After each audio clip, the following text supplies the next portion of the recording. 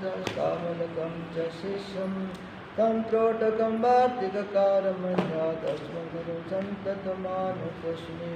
श्रुते स्मृते पुराणानामालयं करुणालयं नमामि भगवत्पादं शङ्करं लोकशङ्करं।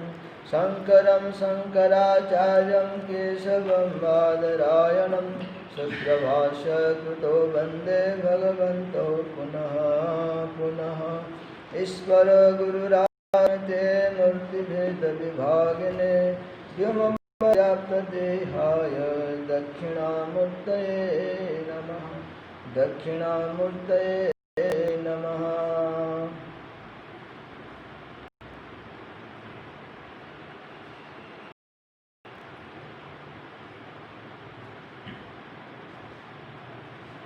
मुख्य बात यह है कि तुम्हारे जीवन का लक्ष्य गुरु सेवा है। गुरु के विनय तथा प्रसन्नता के अनुरूप व्यवहार गुरु सेवा। तुम्हारे सामने हर समय गुरु इच्छा या आदेश होना चाहिए, अपनी योग्यता अयोग्यता नहीं। यह सब गुरु सेवा से विरत होने के बहाने हैं। तुम्हारा सुख दुख अनुकूलता प्रतिकूलता सब गौण है।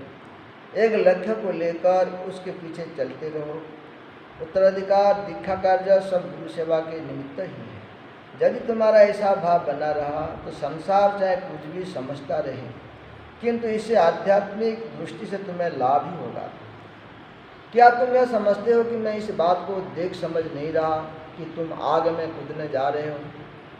किंतु मैं चाहता हूँ कि तुम आग में कूद जाओ, क्योंकि मुझे इसी में तुम्हारा हित दिखाई देता है। मैं चाहता हूँ कि तुम्हारे मन को इतना रगड़ा कि उसमें चमक आ जाए। रगड़े लगने में कष्ट होता ही है। मनुष्य सब छोड़कर एक ओर हो जाना चाहता है, क्योंकि वह रगड़े खाने से बचना चाहता है। पर तुम रगड़े खाते रहना। आध्यात्मिकता का सार अपने अहम को मिटा देने में ही है। भगवान के यहाँ वही पहुँच पाता है जो अहम को ही छोड़ जाता है। तो ये आध्यात्मिक के सार की बात है। स्पष्ट बता रहे हैं, आध्यात्मिकता का सार अपने अहम को मिटा देने में। जब तक हमारा अहम नहीं मिटेगा हम अध्यात्म लाभ नहीं कर सकते। तो बड़े महाराज जी ने गुरु महाराज की बात बता रहे हैं कि मुझे सब पता है और तुम्हारा इसमें हित है कि तुम्हारा मन को रगड़ा जाए। और जब रगड़ने में तो कष्ट होता ही है। जब रगड़ खाने से कष्ट होता है तो मनुष्य सब कुछ छोड़कर एक हो जाना चाहता है, क्योंकि वो रगड़े खाने से बचना चाहता है। पर तुम रगड़े खाते रहना। आध्यात्मिकता का सार अपने अहम को मिटा देने में है। भगवान के वहाँ वही पहुँच पाता है जो अहम को उठ जाता है। अर्थात यहाँ यदि हमको हम छोड़ पाते हैं तो भगवान के घर पहुँचेंगे। हमको लेकर के भगवान के घर हम नहीं पहुँच सकते। आगे प्रश्न करते बहुत सुंदर है। गुरु महाराज ने जो पूछा है, जब हम कुचला जाएगा तो गुरु सेवा तथा आश्रम का कर्म काम कैसे होगा? सुंदर प्रश्न है। यदि हम कुचला जाएगा, हमको हम कुचल डालेंगे, हम रहेगा नहीं, तो गुरु सेवा कैसे करेंगे और आश्रम का काम कैसे चलेगा? महाराज से कहते हैं तब इसकी आवश्यकता ही नहीं रह जाएगी। किंतु अभी तुम्हें यह सब सोचने की आवश्यकता नहीं। जब हमने कहा कि महाराज हम नहीं रहेगा तो हम गुरु सेवा कैसे करेंगे, आश्रम का काम काज कैसे चलेगा, तो बोलते हैं ये आपको अभी सोचने की आवश्यकता नहीं। यह बहुत दूर की बात है। अभी तो तुम अपना सिर कुटवाते रहो। तुम जिन लोगों की सेवा करोगे तुम्हारे सिर में राग डालेंगे। जिनको तुम करोगे वही तुम्हारा विरोध करेंगे। वही जमाने की चाल है। मुझे वह सब भी दिखाई दे रहा है जो तुम्हें नहीं दिख रहा है। मैं तुम्हें जलता तड़पता अंदर ही अंदर कसमता हुआ देखना चाहता हूँ। कसमसाता हुआ देखना चाहता हूँ। वही तुम्हारा तब होगा। किंतु एक बात की ओर अवश्य ही तुम्हारा ध्यान दिलवाना चाहता हूँ कि जो लोग तुम्हें विरोध करते हुए दिखाई देंगे वह तुम्हारे परम हितकारी पूज्य एवं आदरणीय होंगे, क्योंकि प्रारब्ध के घर से कर्म फल को निकाल कर तथा तुम्हारे समय को उपस्थित कर तुम्हारे चित्त का कारण वही होंगे। तुम्हारे साथ जो भी बीते उसे शांति पूर्वक बिना मुंह पर साथ का एक शब्द भी लाए सहन कर लेना। स्वयं भूलकर भी किसी के बारे में कोई विरोधी टीका टिप्पणी नहीं करना, इस मुझे बड़ी प्रसन्नता होगी। क्या कहते हैं बड़े महाराज, इतने बातें बोलने के बाद आखिर में बोलते हैं, ये सब तुम करोगे तो मुझे प्रसन्नता होगी। क्या करना है कि लोगों की सेवा करनी है, लोगों से प्रेम भी करना है, और जिन लोग जिनकी सेवा करेंगे वो लोग तुमको डांटेंगे, डपटारेंगे, तुमको दुखी करेंगे, लेकिन ये सब करना आवश्यक है। बोलते ये तुम्हारा तब। और एक बात अवश्य ध्यान दिलाना चाहता हूँ, कह रहे हैं तुम्हें विरोध करते हुए दिखाई देंगे वह तुम्हारे परम हितकारी। जो हमारा विरोध करने वाले हैं वो हमारा परम हितकारी हैं। क्यों? हमारे प्रारब्ध के घर से संस्कारों को बाहर निकाल करके उसको क्षीण करने का माध्यम वही बनेंगे। लेकिन उसके लिए क्या कर रहे हैं कि मुंह पर शिकार का एक शब्द भी लाए सहन कर लेना। यदि हम शिकायत करते हैं तो फिर प्रारब्ध क्षीण नहीं होगा। बिना शिकायत किए यदि हम सहन कर लेंगे, जिसे भजन लिखा है ना, ऊप तक नहीं निकालना, कठिन काम है।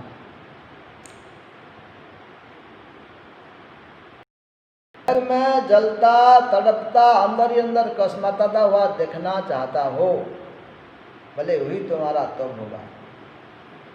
तपस्या यही है, क्योंकि जो मन की परीक्षा लोगों के बीच ही होगी, एकांत में मन की परीक्षा नहीं हो सकती। तो जब लोगों के बीच में हम रहेंगे और लोग हमारे साथ विपरीत व्यवहार करेंगे, हम अच्छे बुरा बोलेंगे, तो वो सब बात का प्रभाव हमारे पर पड़ेगा। तो हमारे सहने की क्षमता कितने हैं तब पता चलेगा।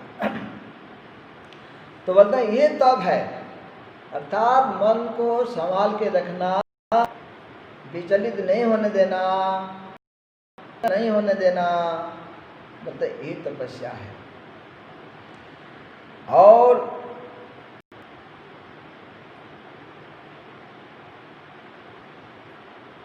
जो लोग तुम्हें विरोध करते हुए दिखाई देंगे वह तुम्हारे परम हितकारी, पूज्य एवं आदरणीय होंगे। देखो, विरोध करने वाले हमारे क्या होंगे? पूज्य होंगे, हमारे बंधन के योग्य होंगे, हमारे हितकारी होंगे और आदरणीय होंगे, क्योंकि प्रारब्ध के घर से कर्म फल को निकाल कर तुम्हारे समय को उपस्थित कर तुम्हारे चित्त शुद्धि का कारण होंगे। तुम्हारे साथ जो भी बीते उसे शांति पर बिना मुंह पर शिकायत का एक शब्द भी लाए सहन कर लेना। स्वयं भूल कर भी, आगे क्या कहते हैं, स्वयं भूल कर भी किसी के बारे में कोई टिक्का टिप्पणी नहीं करना। एक कठिन काम है। हम समझ भी नहीं पाते, सोच भी नहीं पाते, हमारे मुंह से टिक्का टिप्पणी की बातें निकल ही जाती है। वो ऐसा है, वो निकल ही जाती है। तो हमको कितना सावधान होने की आवश्यकता है, सोचिए। हमको अध्यात्म में चल करके कुछ अनुभव करना है, वाणी पर कितने काबू चाहिए कि किसी के भूल कर भी, स्वयं भूल कर भी किसी के बारे में कोई टिक्का टिप्पणी नहीं करना। और आखिर कह दिया, इससे मुझे बड़ी प्रसन्नता हुई। अर्थात बड़े महाराज जी कह रहे हैं, यदि ऐसे करोगे तो मुझे प्रसन्नता होगी। अर्थात गुरु महाराज जी करेंगे तो बड़े मानता है, और उसमें गुरु महाराज जी की लाभ है, उन्नति है। आगे कहते हैं प्रश्न, गुरु महाराज क्या मैं यह सब निभा पाऊंगा? महाराज कार्य तो कठिन है पर मैं समझ पाऊंगा। देखो कितने एक दूसरे को मन की बात खोल करके बड़े महाराज जी को मानो हाथ पकड़ के ले जा रहे हैं। वो कह रहे हैं कार्य तो कठिन है किंतु मैं समझता कि तुम निभा पाओगे। प्रश्न, आपके आशीर्वाद के बिना यह कैसे संभव है? महाराज सिंह, मैं तो चाहता हूँ कि तुम्हें सफलता मिले, बस अपना मन उदार रखना तथा भली बुरी हर बात को लेना। किसी से कोई गिला नहीं, किसी से रोष नहीं, निंदक या विरोधी कोई भी हो सबका स्वागत वही साधुता है। तो सफलता प्राप्त करने के लिए अपने मन को उदार और भली भली बात को सहन करने की आदत, किसी से कोई गिला शिकायत नहीं, भले निंदक हो या विरोधी हो कोई भी हो सबका स्वागत, भले वही साधुता है। मैं सोचने लगा कि महाराज जी ने कितने कष्ट सहन कर इन सारी बातों का अनुभव प्राप्त किया है। भाई गुरु महाराज जी के महानता देखो, वो एक लाइन लिखते हैं, जब परम गुरुदेव विश्वजित महाराज जी ने इतने बातें उनको बताए तो गुरु महाराज हैं कि मैं विचार करने लगा, सोचने लगा महाराज जी ने कितने कष्ट सहन करके इन सारी बातों का उन्होंने अनुभव किए होंगे, तो अभी व्यक्तित्व इतनी निखरा हुआ है, मन में कितनी धीरज तथा उदारता होगी, संकटों को पार किया होगा, फिर कितना कैसी विद्वता है, देखकर आश्चर्य होता है। किंतु मेरे पास न इतना धीर है न ही उदारता, बस गुरु कृपा खड़ा है। अब यहाँ प्रसंग पूरा हो जाता है। आगे दक्षिणामूर्ति 10 नंबर, प्रातः एवं सायं का नित्य प्रति आश्रम स्थित भगवान शंकर के मंदिर में आरती हुआ करती थी। अच्छा, वहाँ भी 2 बार आश्रम में, जब से वहाँ मंदिर तैयार हो गया। और पहले तो पढ़े है ना कि शिवलिंग जी भी अपने आप आ गए, उनको ढूंढने जाना नहीं पड़ा, याद है ना थोड़ी बातें पिछले में। जय दक्षिणामूर्ति स्वामी, जय दक्षिणामूर्ति। कई बार मन में यह प्रश्न उदय हुआ कि यह दक्षिणामूर्ति क्या है? भगवान शंकर को दक्षिणा कहकर आरती होते अन्य किसी मंदिर में नहीं देखा था। दक्षिण भारत में कहीं ऐसा होता हो तो पता नहीं। फिर आरती में आगे भगवान शंकर का नहीं, सारा गुरु का ही वर्णन है। मैंने महाराज जी से तो इस विषय में कभी बात नहीं की, किंतु एक अन्य स्वामी जी आश्रम में पधारे तो उनके सामने यह जिज्ञासा प्रकट की। उन्होंने कहा कि यह दक्षिणामुख भगवान शंकर की आरती है। सुनकर मैं चुप रह गया, किंतु संतोष नहीं हुआ। तो गुरु महाराज जी ने दूसरे कोई सन्यासी आए थे, नाम तो यहाँ नहीं बताया है, उनको उन्होंने पूछा कि दक्षिणामूर्ति क्या है, तो उन्होंने कहा कि दक्षिणामुख भगवान शंकर जी की ये आरती है। लेकिन गुरु महाराज जी को संतोष नहीं हुआ, उन्होंने अपने गुरु महाराज जी को भी नहीं पूछा है। आज फिर जब आरती के पश्चात एक व्यक्ति ने इस विषय में मुझसे प्रश्न पूछा तो मैं कुछ भी उत्तर न दे सका। कह दिया कि महाराज जी से पूछकर आपसे बात करूंगा। प्रातः महाराज जी से चर्चा हुई तो उन्होंने कहा, देखो गुरु महाराज जी ने बड़े महाराज जी को कब पूछा? जब एक व्यक्ति ने उनको पूछ लिया कि दक्षिणामूर्ति का है, तब उन्होंने अपने गुरु जी को पूछे कि महाराज एक साधक ने मुझे पूछा इसके बारे में, तो इसका हमने खुद भर के आगे पहले नहीं पूछा था। प्रातः ब्राह्मण महाराज से चर्चा हुई तो उन्होंने कहा दक्षिणामूर्ति को समझने के लिए हमारे पास 3 साहित्यिक आधार उपलब्ध है। पहला दक्षिणामूर्ति उपनिषद, दूसरा मूर्ति की आरती, तीसरा आदि सारे विरचित दक्षिणामूर्ति स्तोत्र। इनका वर्गीकरण इस प्रकार किया जा सकता है कि एक नंबर दक्षिणामूर्ति उपनिषद अर्थात उपासना कांड, जिसे हम आणवोपाय भी कह सकते हैं। दूसरा दक्षिणामूर्ति की आरती अर्थात साधन कांड, जिसे शाक्तोपाय भी कहा जा सकता है।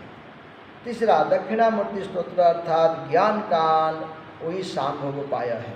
इन तीनों पर सूक्ष्म विचार करने से विषय को बहुत कुछ समझाया जा सकता है।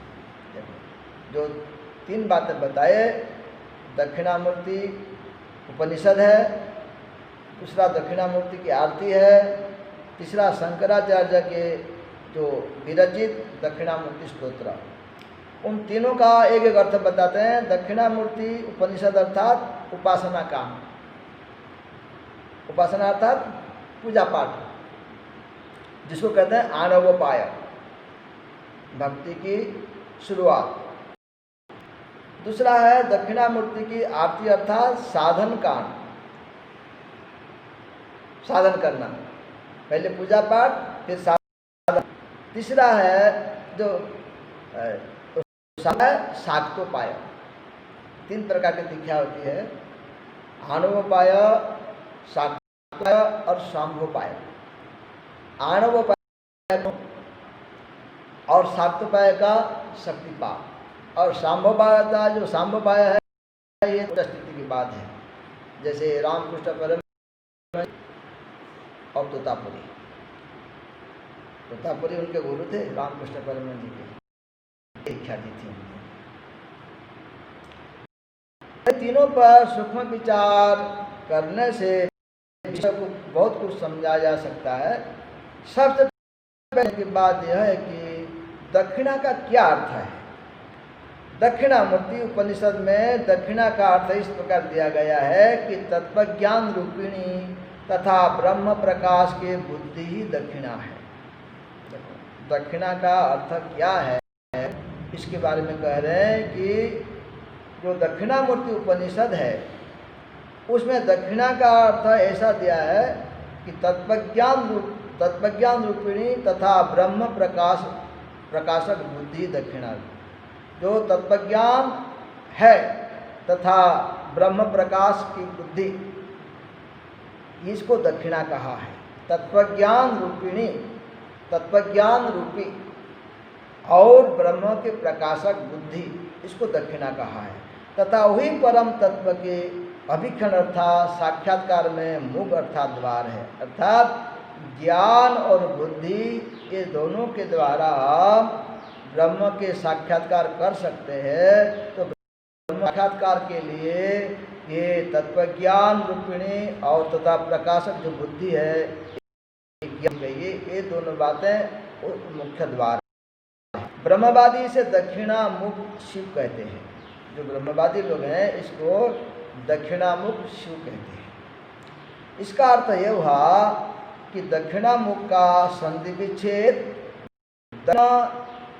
प्लस आमुख नहीं, अपितु प्लस मुख है। प्रायः इसका अर्थ दक्षिणामुख अर्थात दक्षिण अभिमुख किया जाता है। पढ़ेंगे, ज्ञान की बातें थोड़ा समझ में आना चाहिए। तो तीन बातें जो है बताए, दक्षिणामूर्ति उपनिषद है और शंकराचार्य की दक्षिणामूर्ति स्तोत्र है और दक्षिण आरती जिन्होंने बड़े महाराज जी ने लिखा है।